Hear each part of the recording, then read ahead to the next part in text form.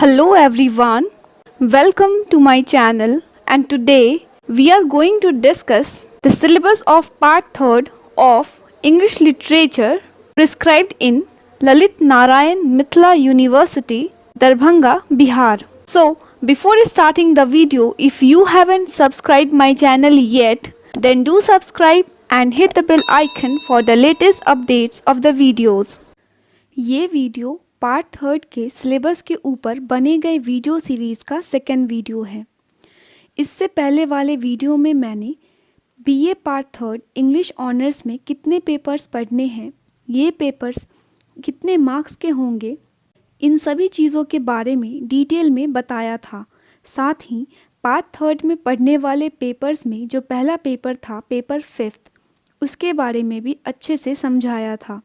इसीलिए अगर आपने उस वीडियो को नहीं देखा है तो ऊपर दिए गए आई बटन या डिस्क्रिप्शन में दिए गए लिंक पर क्लिक करके उस वीडियो को पहले देखिए, फिर ये वाला वीडियो आपको और भी अच्छे से समझ आएगा।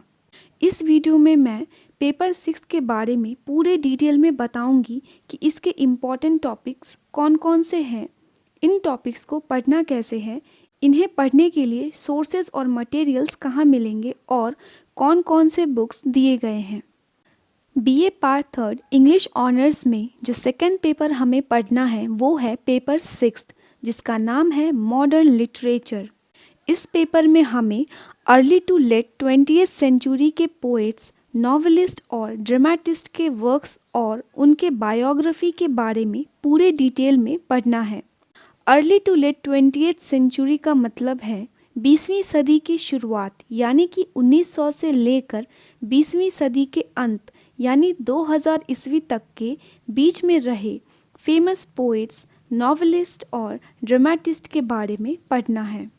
सबसे पहला टॉपिक जो हमें पढ़ना है वो है पोएम्स और उनके पोएट्स, जिसके लिए 20th century verse and Anglo American anthology नाम की किताब हमें दी गई है।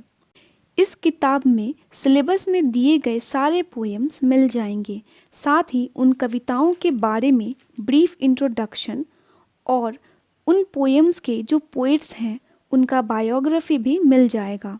मतलब उन पोएट्स से जुड़े हुए जो भी महत्वपूर्ण तथ्य हैं वो सब इस किताब में दिया गया है, क्योंकि हमें पोएम के साथ साथ पोएट के बारे में भी पढ़ना है। एग्ज़ाम में आपको पोएट के ऊपर भी क्रिटिकल इवैल्यूएशन करने के लिए 17 मार्क्स का एक क्वेश्चन आएगा। टॉपिक 1 में सबसे पहले पोएट जिनके बारे में हमें पढ़ना है वो है जीएम हॉपकिंस, जिनका पूरा नाम है जेरार्ड मैनली हॉपकिंस, और उनके द्वारा लिखी गई 3 कविताएं गॉड्स ग्रैंडर, पाइड ब्यूटी और द विंड होवर। वैसे तो जीएम हॉपकिंस मॉडर्न पीरियड के पोएट नहीं थे, बल्कि ये विक्टोरियन पीरियड से बिलोंग करते थे। फिर भी इनके पोएम्स को हम मॉडर्न पोएट के वर्क्स के साथ पढ़ते हैं, क्योंकि इनके पोएम्स का राइटिंग स्टाइल, थीम और टोन अपने पीरियड के ज़्यादातर पोएट से बिल्कुल अलग था और मॉडर्न पोएट से काफ़ी ज़्यादा मिलता जुलता था। इन्होंने ही स्प्रंग रिदम नाम का पोइटिक मीटर की शुरुआत की। सेकंड पोएट हैं W.B. येट्स, जिनका पूरा नाम है विलियम बटलर येट्स। ये 20th सेंचुरी यानी कि मॉडर्न पीरियड के आयरिश पोएट थे और 1923 के नोबेल प्राइज़ विनर भी रह चुके हैं। हमें इनके द्वारा लिखी गई 3 कविताओं को पढ़ना है, जिनका नाम है the second coming, sailing to Byzantium और Leda and swan. Third poet जिनके वर्क्स को पढ़ना है वो है T.S. इलियट। T.S. इलियट जिनका पूरा नाम है थॉमस स्टर्न्स इलियट, ये एक अमेरिकन बॉर्न ब्रिटिश पोएट थे। इनका जन्म अमेरिका में हुआ था, लेकिन बाद में इन्होंने ब्रिटिश सिटीजनशिप ले लिया था। ये पोएट होने के साथ साथ ड्रामेटिस्ट, एसेइस्ट और लिटरेरी क्रिटिक भी थे, इसलिए हमें इनके वर्क्स को पेपर 5th में भी पढ़ना है। इनके इतने सारे महत्वपूर्ण योगदान के लिए इन्हें 1948 में नोबेल प्राइज़ दिया गया। इनके द्वारा लिखी गई कविता जो हमें पढ़ना है वो है love song of J Alfred Prufrock, जिसे इन्होंने 1915 में पब्लिश कराया था। फोर्थ पोएट जिनके बारे में हमें पढ़ना है वो है famous war poet Wilfred Owen. War poets वो पोएट्स हैं जिन्होंने मॉडर्न पीरियड के दौरान लड़ी गई दो लड़ाइयाँ वर्ल्ड वार वन और वर्ल्ड वार टू के दृश्यों, उनके रिजल्ट्स और सफरिंग्स के बारे में अपनी कविताओं में बताया है। विल्फ्रेड ओवेन उन वॉर पोएट्स में से सबसे बेहतरीन पोएट माने जाते हैं। ये एक इंग्लिश पोएट और इंग्लिश सोल्जर भी थे। इनकी मृत्यु वर्ल्ड वार के दौरान 1918 में ही हो गई थी और मरने के बाद इनके पोएम्स को पब्लिश कराया गया था। इनका पोएम जो हमारे सिलेबस में है वो है the strange meeting. Fifth poet जो हमारे सिलेबस में है वो है W.H. ऑडेन, जिनका पूरा नाम है वाइस्टन ह्यू ऑडेन। ये एक ब्रिटिश पोएट थे जिन्होंने बाद में अमेरिकन सिटीजनशिप लिया था।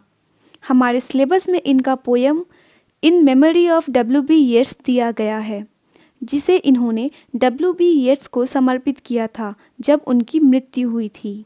सिक्स्थ पोएट जिन्हें हमें पढ़ना है वो है स्टेफन स्पेंडर। ये मॉडर्न पीरियड के पोएट, नॉवेलिस्ट और एसेइस्ट थे। इनके वर्क्स के थीम होते थे social injustice and the class struggle, यानी कि सामाजिक भेदभाव और वर्ग संघर्ष। इनका पोएम जो हमें पढ़ना है वो है an elementary school classroom.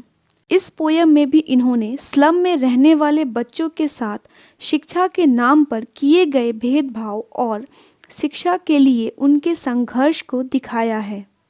Seventh poet जो हमें पढ़ना है वो है डायलन थॉमस। ये एक वेल्श पोएट थे।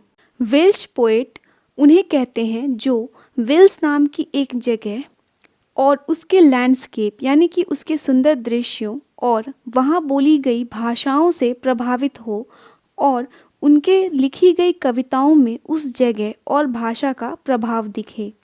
हमारे सिलेबस में डायलन थॉमस द्वारा लिखी गई कविता the force that through the green fuse drives the flower दिया गया है। इस पोएम को इन्होंने 1933 में लिखा था और 1934 में पब्लिश कराया था। आठवें पोएट जिनके बारे में हमें पढ़ना है वो है फिलिप लार्किन, जिनका पूरा नाम है फिलिप आर्थर लार्किन। ये 20th सेंचुरी के पोएट, नॉवेलिस्ट और लाइब्रेरियन थे। इन्हें 20th सेंचुरी के बहुत ही महत्वपूर्ण पोएट्स में से एक माना गया है। इनकी दो पोएम्स जो हमारे सिलेबस में है वो है एम्बुलेंस और चर्च गोइंग। नाइन्थ पोएट जो हमारे सिलेबस में है वो है Ted Hughes. Ted Hughes late modern period के फेमस पोएट माने जाते हैं। ये इंग्लैंड के पोएट लॉरिएट भी थे और famous American poetess Sylvia Plath के हस्बैंड भी थे। टेड ह्यूज एक इंग्लिश पोएट, ट्रांसलेटर और मोस्ट इम्पॉर्टेंटली चिल्ड्रंस राइटर के तौर पर जाने जाते हैं। चिल्ड्रंस राइटर उन राइटर्स को कहा जाता है जिनके वर्क्स मेनली बच्चों के लिए लिखे जाते हैं। हमारे सिलेबस में उनके दो पोएम्स हॉक रूस्टिंग और द थॉट फॉक्स को पढ़ना है। 10th और लास्ट पोएट जिनके बारे में हमारे सिलेबस में पढ़ना है वो है सिल्विया प्लैथ। ये एक अमेरिकन पोएटेस, नॉवेलिस्ट और शॉर्ट स्टोरी राइटर थी। ये टेड ह्यूज की वाइफ थी और मोस्टली कॉन्फेशनल पोएट्री के लिए जानी जाती थी। ये एक फेमिनिस्ट भी थी और इनकी लिखी पोएम्स में जो हमारे सिलेबस में दिया गया है वो है लेडी लज़ारस।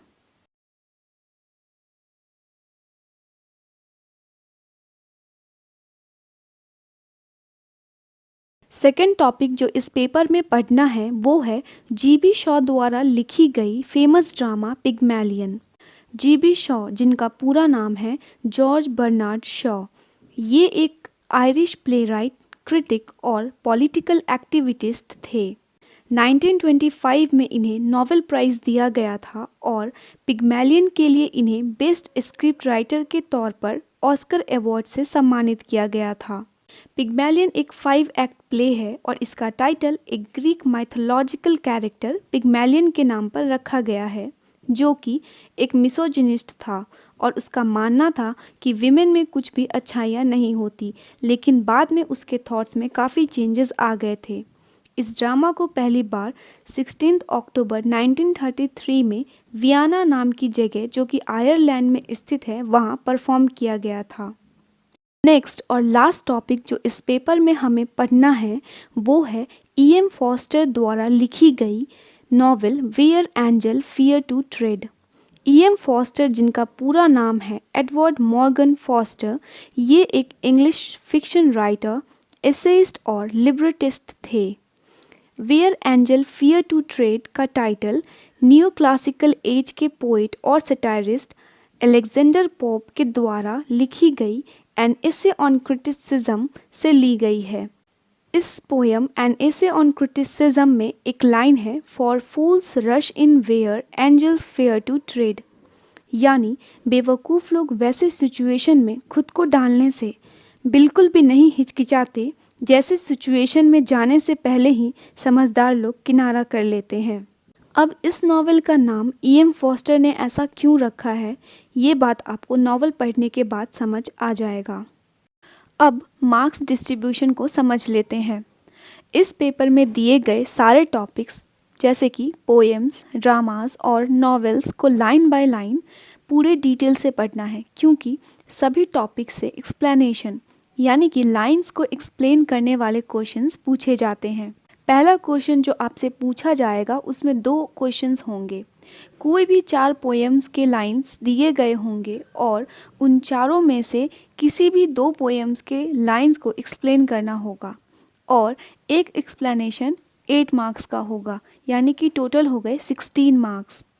दूसरे क्वेश्चन यानी कि बी क्वेश्चन से आपको बचे गए 2 टेक्स्ट यानी पिग्मैलियन और where angels fear to tread से 8-8 नंबर के 2 एक्सप्लेनेशन पूछे जाएंगे। पिग्मैलियन बुक से पूछे गए क्वेश्चन में 2 ऑप्शंस होंगे, जिनमें से आपको किसी एक ऑप्शन को चुनकर उस ऑप्शन में दिए गए लाइंस को एक्सप्लेन करना होगा।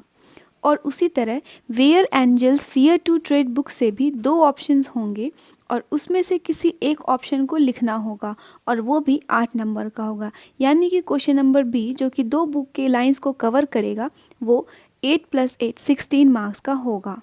थर्ड क्वेश्चन सी में दिए गए कोई भी 4 पोएम्स में से किसी एक पोएम को चुनकर उसका क्रिटिकल एप्रिशिएशन करना होगा और ये क्वेश्चन 17 मार्क्स का होगा। और फोर्थ क्वेश्चन यानी कि डी क्वेश्चन में दिए गए कोई भी 4 पोइट्स में से किसी एक पोइट को चुनकर उस पोइट के बारे में क्रिटिकली इवैल्यूएशन करना होगा और ये भी 17 मार्क्स का होगा। अगर आप चाहें तो मैं किसी भी पोएम को क्रिटिकल अप्रिशिएट कैसे करते हैं और किसी भी पोइट को क्रिटिकली इवैल्यूएट कैसे करते हैं इस पर अलग से वीडियो बना दूंगी। अगर आप ऐसा चाहते हैं तो कमेंट बॉक्स में बता सकते हैं, क्योंकि ये सेक्शन आपका 34 मार्क्स कवर करता है और गेस पेपर की मदद से पढ़कर लिखने में आपको 17 में से एवरेज 8 to 9 मार्क्स ही पर क्वेश्चन मिलेंगे। फिफ्थ क्वेश्चन ई में पिग्मैलियन और where angels fear to tread दोनों में से 2-2 ऑप्शन के एक क्वेश्चन पूछे जाएंगे और उसमें से किसी एक ऑप्शन को चुनकर आपको उसका आंसर देना होगा।